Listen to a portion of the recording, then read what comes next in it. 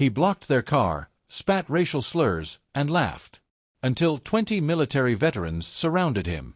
Racist trucker blocks black couple's car, then a convoy of veterans arrives. The detour. Jamal and Aaliyah were halfway through their cross-country road trip, celebrating their third wedding anniversary with scenic stops, playlists from college, and a sense of freedom they hadn't felt in years. Jamal, a former Marine, had served 2 tours overseas before settling into civilian life as a high school history teacher. Aaliyah, a nurse, had just wrapped up a grueling hospital rotation and was looking forward to some peace and quiet.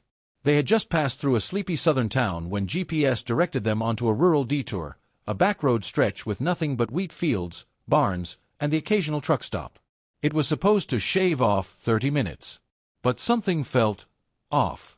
As they cruised past a rusted diner and turned a bend near an old bridge, a massive 18-wheeler suddenly jerked into the road sideways. Blocking both lanes, the truck was adorned with flags that weren't the American kind. Confederate symbols. Bumper stickers that screamed hate disguised as heritage. Jamal slowed down, confused. "Must be an accident," he muttered. But then he saw the driver step out. A tall, bearded man with a dirty trucker cap and a rifle strapped across his chest. He spat onto the gravel and pointed at Jamal's car like it was an infection that needed cleansing. Aaliyah clutched her husband's arm. "Something's wrong, Jay," the trucker barked. "Turn your black asses around. This ain't your road." Jamal tried to remain calm. "We're just trying to get through. GPS took us this way." The man grinned. "Not the kind you forget. I know where your GPS led you. And I say turn around. Or don't. Up to you." Behind them, another pickup pulled up, boxing them in. Panic flickered in Aaliyah's eyes. Jamal, trained to assess threats, scanned the surroundings. He wasn't armed, didn't believe in carrying during vacations. But his mind was racing. They were trapped. And alone. The standstill. The seconds felt like hours. The second vehicle had 2 more men. They stayed in the truck, laughing as they filmed the situation on their phones. "Let's see what the woke news says about this," one of them snorted. Aaliyah whispered, "Call the police." Jamal already had his phone out. "No bars." The trucker saw the motion and sneered. "Signal's dead out here. Ain't nobody coming." It felt orchestrated. Jamal stepped out slowly, hands raised. "Look, I don't want any trouble. We're just passing through. Let us go and we'll forget this ever happened." The man chuckled. "Boy, this ain't about forgetting.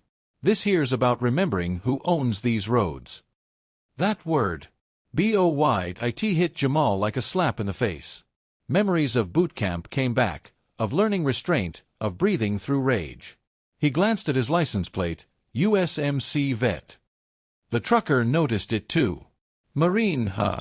he mocked. "Don't mean nothing here. Ain't your country anymore." Then came the sound. Engines. Multiple. Roaring. Aaliyah leaned out the window. "Jamal, look." From the far end of the road, over the hill, came a line of motorcycles and military-grade jeeps. Dust clouded behind them like a sandstorm. The convoy wasn't small. It looked like at least 20 vehicles, American flags high, wheels pounding like thunder. Jamal blinked. "No way." A moment later, he recognized the lead bike. Sergeant Cruz. It was him. Aaliyah jumped out. "Is that?" Jamal nodded, stunned. "My old unit." The convoy stopped inches from the blocked truck. Dozens of men and women in leather vests and fatigues got out. Some wore military patches. Others had service dogs. All were veterans. Cruz took off his helmet. "Someone said you needed backup." The trucker stepped back, confused. "Who the hell are you?" Cruz raised his voice. "We're the people who bled for the roads you're blocking." The convoy began to circle. Some went behind the second truck. A couple filmed. One man walked up, calm but firm, and said, "You've got 60 seconds to move. Then we move you." The convoy. The tension snapped like a twig under boot. The trucker hesitated. He didn't expect resistance, let alone organized, disciplined resistance. His smirk faded. His friends in the pickup truck started their engine and slowly reversed, tires spitting gravel as they fled the scene. Cruz walked up beside Jamal. "This guy bothering you, Marine?"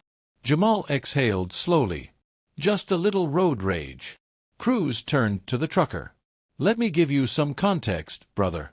This man carried a 240 Bravo through Fallujah while you sat in your recliner yelling at the news." Several veterans laughed, not mockingly, but as a show of solidarity. "This is his road." More heads nodded. The trucker looked around, surrounded now. Men and women, black, white, Latino, Asian, all veterans. Unified not by politics, but by honor. Realizing he'd lost control, the trucker grunted and climbed back into his rig. The truck hissed and growled as it backed up, finally clearing the road. Cruz turned to Jamal. "Want us to escort you to the next town?" Jamal smiled. "You already did more than enough, brother." As the convoy fired up again, the sun pierced through the clouds above the wheat fields. Jamal turned to Aaliyah and kissed her forehead. "You okay?" "I am now." They got in their car, and as the convoy took formation around them, bikes up front, jeeps behind, Jamal felt something deeper than safety. He felt seen. Epilogue. Later that night, a video surfaced on social media.